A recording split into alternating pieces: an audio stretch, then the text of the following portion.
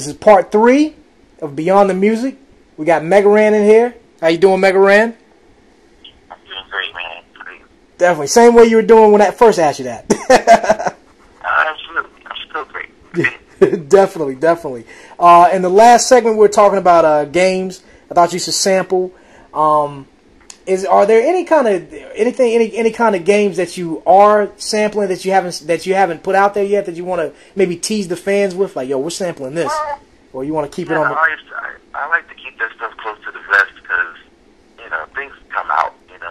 I don't know. I mean, not saying people listen to my ideas and just do them, but a lot of things that I think about it wind up getting done before I can do it. So yeah. So it's just a matter of, like I said, the Sega stuff we're doing next would be like Sonic and Mega Man. But also, I don't know if this is still going to happen, but we announced a while back that we were going to do a Sega tribute album, kind of like the Nintendo album. Me and K-Murdock would be doing all Sega. And then we actually were in talks with Sega for them to like officially license it. Oh. So they've been like really cool about it, but we're still waiting to hear back on some final things and confirmation. So I don't know. It's been a little while. I'm getting worried. But yeah, we're still going to work on it. But I just want to make sure that Sega's like cool with what we're doing. So we're actually trying to do this one the right way. Nobody wants to get sued or shut down or cease and desist or anything crazy like that. So I would love to do it the right way so that we could all, not have to hide below the radar. Definitely. So let me ask you, in the past when you were first doing the MEgaRan project, did you have any like problems, like anybody that in the video game world going, hey, you guys can't do that, or did you guys like step by step make sure that you had the like how'd y'all go about doing that? Did you, because in hip hop, we we're hip hop guys, so we don't ask permission. It's just we just do it. So, yeah. That's just the way it went. Like we were just like, let's just sample it, and I did get scared. I remember it was around the time when like MySpace was still popping, and I had some friends who got like their MySpace pages deleted because of like copyright stuff. So wow, I didn't want that. Like that would be the worst thing ever if I came to my MySpace and it was gone. Yeah. So what I did was I created a separate MySpace page just for MEgaRan, and that was when I created the whole idea of being two different things, because I didn't want to get in trouble. I didn't want people to know who I was. So it was more of just creating that page to just try to stay under the radar, make it a big secret. And then I got an email on MySpace from Capcom, and that was what led to them. I thought they were going to try to shut me down, but they were just like, don't worry, this is not a cease and desist. We actually like what you're doing, and we want to talk to you about licensing and about trying to make it this bigger than it is. Wow, yeah. It was a dream come true. Like, I didn't expect that at all. So I met with them. I went to San Diego in 2007, and Capcom was nice enough to have me, like, sit down and like, man, you don't know it, but you're kind of an internet celebrity, I'm like, get out of here. They're like, no, really, like, sit down and sign autographs and stuff. So I did. I sat there for like an hour and signed autographs, took pictures with people. Like, it was fun. And then afterwards, they talked to me about paperwork for licensing. So they were nice enough to give me permission because they liked what I did. They thought it was good quality. In addition, I don't use profanity in my music, so that was a bonus for them. So it's like, man, we can show this to kids, we can play this anywhere, we can market it to anybody, and this is great. So because of that, I was able to get this music into a lot of great places, having their blessings. Oh, that's great, man. Because sometimes you just got to do things, man. You got to take the risk because you never know where it's gonna lead. Oh yeah, man. I had people in the team like back in the day, with everybody pretty much. Because I went through and ran it by everybody in RAHM Nation, and they were like, I don't know about this. Like pretty much everybody was like, not so sure about this, Like so it was something that it was me just wanting to go completely left of my previous release and just to try something new. And so I did, and that's how it came out, and I'm really glad I did. You know, P3, I got to thank him. He was completely super supportive, and I was like, let's flip some Mega Man beats. And he's like, all right, let's do it. Yeah. So, you know, if he would have said, nah, man, then I probably wouldn't have done it. You know, so it really paid to have somebody in my corner that was supportive. So we had some fun. We flipped the tracks, and a lot of people enjoyed them. Oh yeah. And so your producers, so every time you get something you want to sample, you just give it to them, or just sometimes you flip up the beats yourself? How does that go? I do. I chop beats up and I make beats myself, but when I hear my guys' beats, I usually just want to quit and throw my beats away. So D&3 or K-Murdock or That Ain't Lost Perception usually do most of my production. But there are other people who come across or send me really dope beats, and I wind up using them. But yeah, I haven't sat down and made a beat in a while. But once in a while I do. I did one that was sampled from Final Fantasy Tactics, and it came out pretty cool. But yeah, back in the day, the first album, I produced about half of it. But now the future stuff, I just kind of let everybody else do it. So I can focus on writing and the other stuff. Definitely. Now, let me ask you: do you buy beats, or do you just? Because I know there's so many up and coming beat makers who just want to just throw you stuff because you're MegaRan and the type of stuff that you're doing. You know, I know they just like, yo, take. You know, I wanna say something, and I know producers might get mad about it, but this is from a producer as well.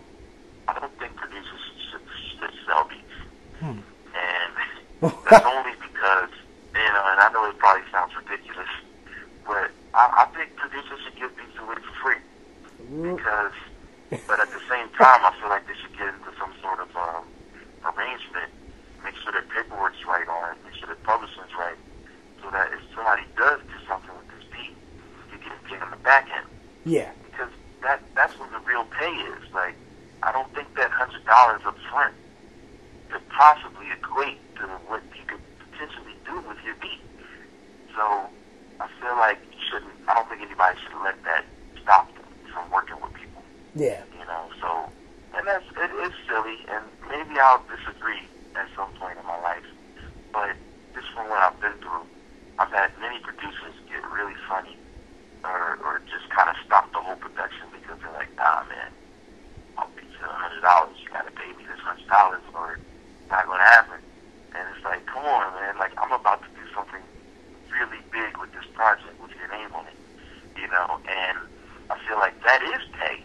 You know, as long as your crediting is right, because what is the beat going to do without an MC on it? It's only going to go but so far. Yeah, exactly. So, you know, and maybe my point of view is weird on that, and it is, but I've come from both sides. Like, I was primarily a producer from 2002 to 2004 or 5.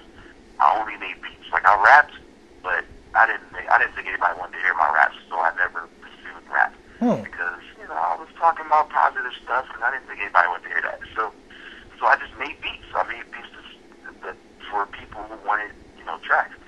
And I would sell beats, but I realized I was missing opportunities because I was selling beats. I had people who at the time were big, but not necessarily big now, but a lot of Philly cats who would hit me like, yo, I want to use your beats off your beat CD, but you got your tags all over them and things like that. And I was like, yeah, that's so you don't steal them. You got to pay me. You know, I've offered beats to like Freeway, guys like that in the past, like in their heyday. And because I was so hung up on getting paid, they bypassed me, you know? And so I've missed opportunities. I could have gotten a Freeway placement, who knows? You know, but because I wanted that $150 or whatever, he went on to someone else. You know, so I feel like I missed opportunities because I was hung up on the money. So I feel like producers should work with MCs and develop other arrangements and other sorts of pay arrangements where as long as you put my name on the track, put my link, that's pay. Because now if somebody else likes that beat, they're going to hit me up about wanting beats from me. So I look at it like that, you know, and it's strange, I'm sure, to say don't get paid from it. But I know many producers who have been burned, you know, Well, you know, they might have got their $100 up front. They got nothing else. Yeah, well, you know, like I agree, but and kind of disagree with you, like on that, because let me say what, like I know you said the story about why you feel that way, but in my opinion, I feel like producers, instead of like I think producers shouldn't be so like, okay, boom, this is $100, you don't give me the $100, we're not working. They shouldn't be like that. I think beat makers should kind of weigh each situation. And like don't have like a say, okay, if this, like, because what I'm trying to say is it's like you can say, look, I'm not paying y'all for your beats because I'm MegaRan. You working with me. You sound like an arrogant jerk though. No, I mean you can word it. You're not paying me your beats because I'm MegaRan. No, no, well you know them. Well, I mean, there are people who throw me beats that are that throw me beats for free. Yeah. And are on par with what people are trying to charge me for. Yeah, that's actually what I was trying to say. Yeah. Yeah, it's like you getting quality stuff for free. It's like you don't have to. And plus, getting somebody giving you a beat and you spitting on it, that's gonna actually look good on their resume. Like so I mean it's kind of like when they come to you and they have like a video game type beat and they just want you to just spit on it. I think a beat maker should not really look for that upfront pay. They should look to just say, look, I need to get the placement. And this is another reason. Mm-hmm.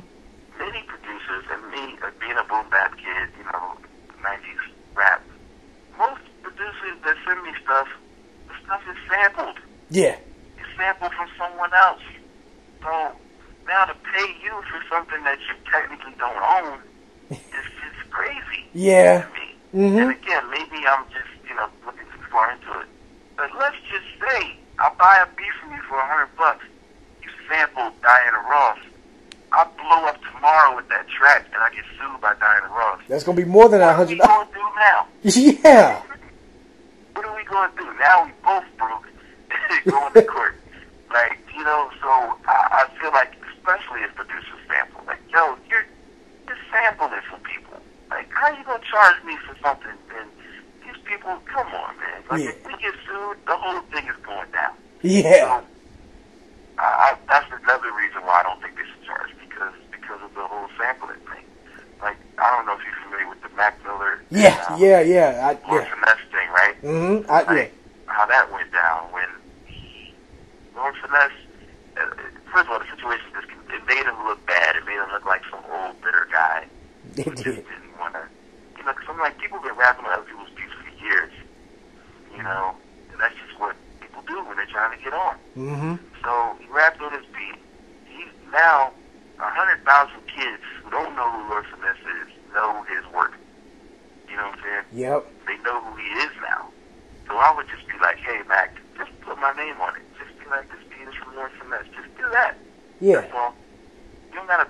I'm not gonna sue you for $10 million Yeah. for a song you didn't even sell. Like, come on. And then you didn't even clear the sample initially. Yeah. Like, that's just weird, man. Like, Mm-hmm. I don't know, man. That's what the credit should be payment. Yeah. At this point in the game, like, credit is just as valuable. Well, like I said, I think I agree, and like I feel like producers again, like I feel like they should weigh the situation. Like because some of like I understand, like if they're sampling, yeah, you made a lot of sense with that. You just sampled a track, but I'm like, I like because some of these guys, they ain't going nowhere. Like, you know what I'm saying? But they want to use your beat. Now, I mean, not yeah. You gotta use your discretion. There's a lot of guys who just want to play something for their homies in the hood. Yeah. And are not going anywhere with this music. So Yeah. you should get your money from them because they're wasting your time. Exactly. Get that.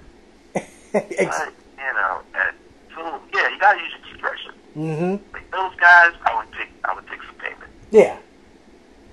Exactly. That's what I'm saying. You gotta. People moves, they're working hard, and you know that something you give them is going to pop up in a lot of places. Then you should understand that you got to chalk this up. Oh yeah. Because you're going to get this back on the back end somewhere. Oh yeah. Oh yeah.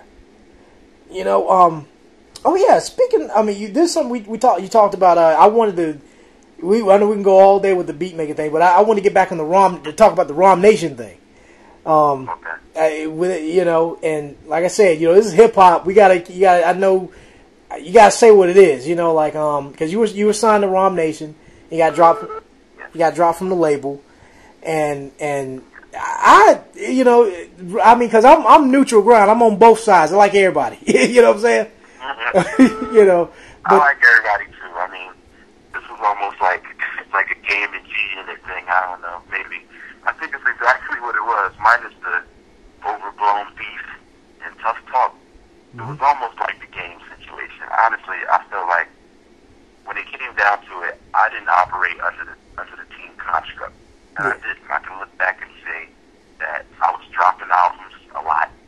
I was doing a lot of projects. I was moving around a lot. I was doing in their eyes too much, you know, because I wanted to get my name out there. yeah. You know, when I got new ideas, I put it down. I didn't wait for anybody's permission. I didn't wait for anybody's approval. I just did it because I looked at it like if you weren't helping me with it financially, it really shouldn't affect you. But I don't need your permission to do it. Yeah.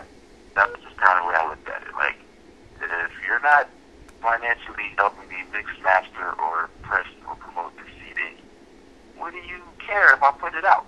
Mm-hmm. But, you know, some people beg to differ, and when things started happening, I had a talk with Ohene, who I still love like a brother, and still feel like is, you know, an incredible artist and genius. I had a talk with him, and he told me that you operate more like a boss than an employee. And that was the realest thing he could have said to me. He said, you operate under like a boss, but you need to be a boss and not be a worker. And that was the conversation that led me to go and start my own production company, my own LLC, and to put music out under my own LLC. And so it was a conversation that I needed to hear. You know, it's like I always loved being affiliated. You know, everybody loves that. You know, you want to be crewed up or clicked up. You know, you want to have your squad. Yeah. You know, but it didn't make sense for me in the way I was operating, because I was operating like a boss, but I was under a company that I had no leadership in. Does that make sense? Yeah, it makes total sense. You know. So that's what it came down to. I mean, there was no hard feelings, no shots fired at the radio stations or anything. It was clear. It was just us agreeing that I needed to move on. And I've had people. It got to the point where, you know, I was waving the flag for something that I had no stake in, and that honestly didn't do for me more than what I did for myself. Yeah. And it was another one of those situations. I'm waving the flag, the highest and the hardest. I'm waving this RAHM Nation flag. RAHM Nation on the back of all my music up until, I don't know, 2009 or so. And it was always a part of everything I did. In all interviews that I did, people would ask me, and they thought I was RAHM Nation, you know, because I was the most visual member. Yeah.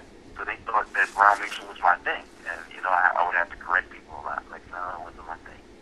So, yeah, we just kind of mutually agreed, without getting into too much nonsense, that basically, like grown men, we could agree to not do business together. You know, so maybe if the opportunity presents itself, we'll work together again. I get a lot of people who ask me. Ohene's done some of my favorite records on my first album, from like On the Grind he produced, and he does an amazing verse on The Art of War. So people always ask me, like, yo, you guys gonna work together again? And I hope so. You know, he's doing some great things. He's moved on. He's in Atlanta. G's moved on. Everybody's moved. Like, Philly's not even our home base anymore, which is crazy. Yeah. Because everybody moved on.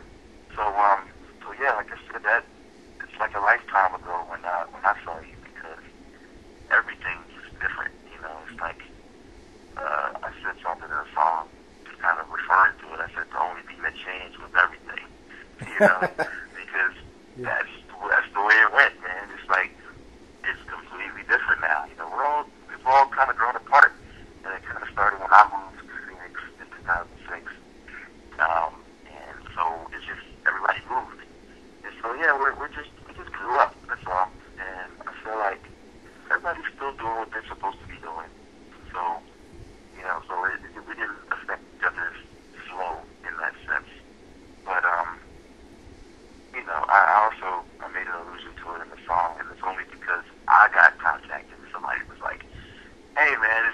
blood, like what's going on? And that made me think like, wow, people might think that there's bad blood, you know. And so I just wanted to let the record be known that there's no bad blood on my part, you know, not at all.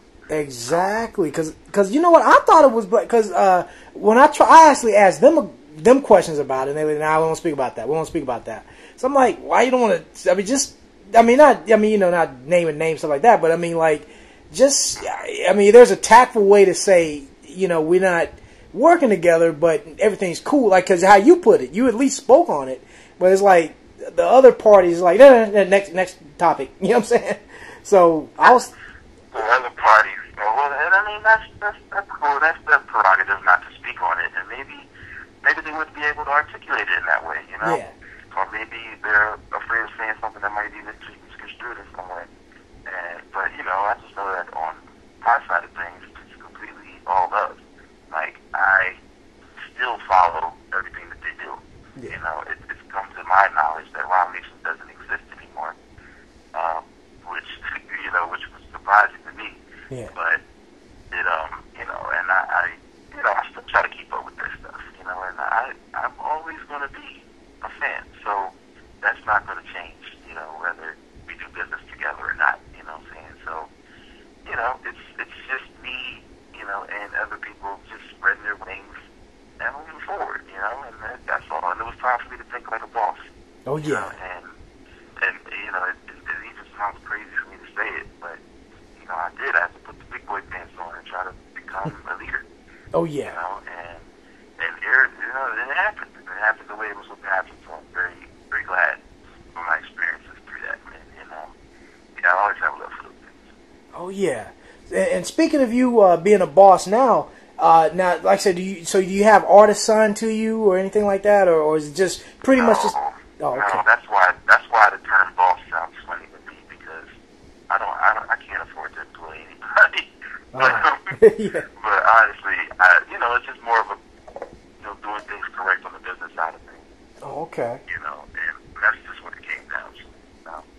And I understood that, and I haven't looked towards signing an artist or anything. I have a collective of MCs that I work out here called Writers Guild, and it's just kind of some like-minded cats who just work together to make music, to leave things a little better than they found them. You know, so there's MCs, there's producers, there's artists, there's photographers, just people who create, just get creative minds together to try to do things. Oh. The first thing we're doing under that umbrella is a backpack drive, actually coming to keep at it, where it's a time for back to the school, trying to try to do some things and get the backpacks together for the kids for school. So everybody will bring a backpack, get free access to the show, and we'll take all the backpacks to like local schools and, you know, try to hook the kids up. Oh, yeah. That's a good idea. That's a definitely good idea. So let me ask you, now this is not like Writers Guild people, but just people that's on the video game tip. Who else do you know does? I mean, because there's lots of artists popping up after you've done what you did that pop up and do this stuff too. Now, I'm not talking about like the other genres, like the megas who do like the rock music and stuff like that, because I know they've been around for a minute. But like rappers who blend the video game stuff. Like, are there any of them out there that you want to shout out or say, well, you know, this person's dope, check this person out, you know? Oh man, Richie Branson out of San Antonio. He identifies himself as a nerdcore artist, and uses a lot of video game samples. Honestly, there's not really a lot of other people that do what I do. There are rappers who bring nerd rap, and I don't know what that means exactly, because it's just me rapping over beats that are sampled from video games. Yeah. So I don't know, but people like to put a label on things, so they call it nerdcore or nerd rap. So there are a lot of people who are under the umbrella of nerd rap, but a lot of them don't sample from video games. Oh, cause every yeah, now. there are. I've seen it grow since 2007 when I did this and there were none. Mm-hmm. To like now where there's like 30. You know what I'm saying? It's definitely a huge growth in that. And I get hit up all the time from people like, yo, you know, you're a big influence on what I do. Like, I want to get into doing that. You know, so that's pretty dope. I mean,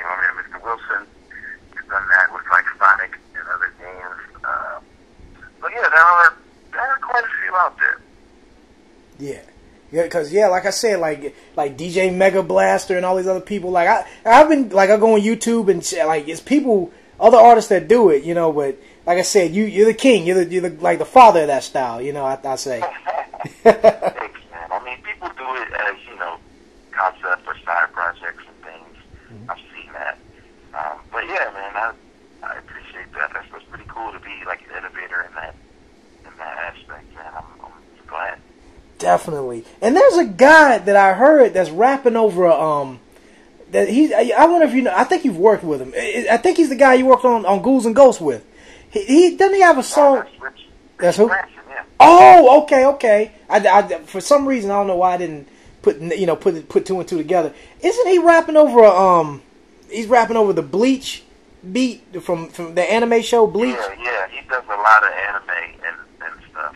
Yeah. Yeah, he does a lot of anime rap. He also did a Chrono Trigger album. Well, okay. I'm gonna definitely check more on him just based on that. Yeah, he's got some good stuff. And he's a guy who used to be a producer who, produced for industry cats and then kind of got tired of that and decided to be kind of true to himself. Started rapping and making beats. So, but yeah, he's real dope. Definitely check him out. Cause when I heard that Bleach track, I wanted to hear you on it, man. I like no disrespect. He did his thing, but go ahead. That's what's up, man. Yeah, he makes some really dope beats. He did a couple of tracks on my Language Arts album and some other stuff. But I'm not really into anime. Like I didn't want to step outside of my thing. Like he's an anime guy. Like I watch a little bit of anime. I mean, some Cowboy BeeBop is dope, and but I don't get into too much anime, so I wouldn't want to do a rap about stuff like that. Oh, I'm not into it, so that's why I try to stay true to myself. I'm a video game dude, so that's what I do. Definitely. Okay, because that just scratched out my next question. I was going to ask you if you were in that as well. I'm actually working. I mean, we haven't started yet, but I got a bunch of beats. So my man stopped from this album that I'm doing based on Robotech, and which is like a classic '80s anime series. So it's going to be really, really dope when it's done. I'm working with a guy from Writers Guild and MCBEE-X on it, so we'll be doing all the raps and slop funk stuff. So we'll be doing all the beats, and it sounded amazing so far. But right now I'm watching the series again just to kind of catch up, so I know what the rap about. But I haven't seen that stuff since like the '80s. Yeah. But yeah, it's gonna be really dope. But yeah, I'm not a huge anime guy on the whole. I mean, I love Akira, Ghost in the Shell. I mean, there's some great stuff out there. But I'm not like the super anime head. Oh yeah. Okay. Let me ask you this: are you what video games are you like mostly into? Is it like action or RPGs or like platformers? What video games? I just feel like action games these days. I don't have a lot of time to play like I used to. Yeah. So I just like games that I can kind of run through without thinking too much. Okay, so you. Last thing I played was Tomb Raider, Bioshock, and played one role-playing game. This game called Ohene, which is really dope. And right now I'm playing The Last of Us. So I like games where I kind of run through and shoot stuff up and finish, so then I can move on to something else. Definitely. But, yeah, I don't have as much time for role-playing games. Okay. Well, so let me ask you. I know you said you don't have time for the RPGs, but have you played Wild Arms for the PlayStation? No, but I hear about that a lot. People bring that up to me a whole lot. Yeah, Wild Arms 2. I'm really on that game. Actually, I don't even own. Like my brother owns it, and when I go visit him, like I have a data saved. Like I got a data saved on his memory card when I go visit him, and I play it once every 2 months or something. Yeah. Wow. So I gotta get into that. I mean, I hear a lot of people bring that game up, so I'm gonna have to try it out. Oh yeah, and here's a Super Nintendo one that I wanted. Were you up on Breath of Fire 2 or the Breath of Fire series? Oh yeah. Okay. Yeah, Breath of Fire was dope. Yeah. There's a Breath of Fire 3, right? I think. There's a lot of what? And but yeah, Breath of Fire is dope. Yeah. Oh yeah. Dang, I just want to know because I was like, oh my god, I hope you're into those games. But even if you aren't, I just was curious. Yeah, Yeah. Yeah, Breath of Fire is good. Definitely. You know what? Speaking of games, I want to say this is one thing that I hate that people say, and you probably don't care, but I don't like stuff like this. When people say that they're a gamer and they don't really play video games. What they do is they play the popular stuff, and that's it. Like they'll play they say, "Oh, I'm a gamer," but and the only thing they play is Call of Duty or you know what I'm saying? When you play Call of Duty and Madden, you're not a gamer. Right? Yeah. That don't make you a gamer. Yeah. Like, yeah, man. And that's funny. Most people are like that when I ask them about games. That's usually what they play. Like, yeah, I do Call of Duty and Madden. And it's like, nah. Yeah, like That doesn't make you a gamer. You know, a role-playing game or, a fighting game or action game, something. Okay, for all y'all listening, the tape had messed up and it had cut off on us.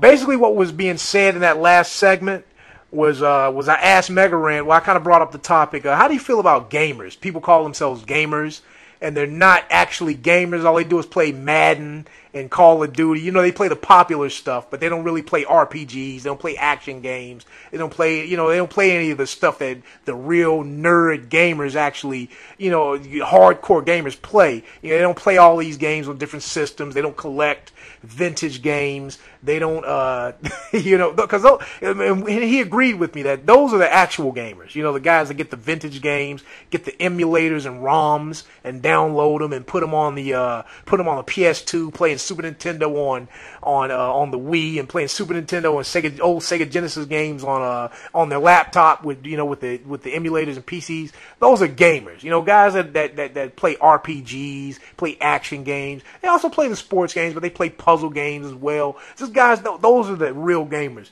Gamers is just a trendy thing to say. Just like hipster, like these little hipster, these guys that say they're nerds. Oh, I'm a nerd, but they're not really nerds. They're these clean cut, pretty people with with these, they just wear these tight clothes and big glasses and colorful outfits, and they call themselves nerds, but it's just a little trendy thing to say. I don't like stuff like that. But yeah, he agreed with me, and that's what we talked about. And that was pretty much it. I definitely want to have MegaRan on again. Talk about some of the future things he's got going on, and I definitely have him on in the future. Maybe after the tour or when he releases a few more projects, so we can talk about that as well. Hope you guys enjoyed the interview. Also, check out the links in the information box below. Also, if you're an artist and you want to talk to me, we might be able to set that up. You can reach me at podcastsondemand@yahoo.com. That's going to be in the information box as well. And anything you want to know is just going to be in the information box. I don't have to keep saying it. But that's it. That's all I'd like to say. You've been listening to Beyond the Music, and I'm just some guy named Jay. And that's it.